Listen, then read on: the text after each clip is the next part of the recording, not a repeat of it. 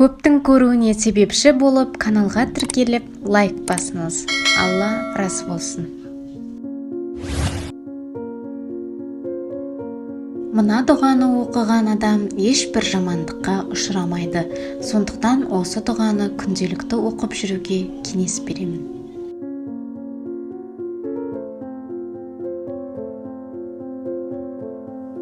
Есімі аталғанда жердегі және көктегі ешбір нәрсе зиянын тигізе алмайтын Алланың атымен. Ол бәрін естуші һәм бәрін білуші.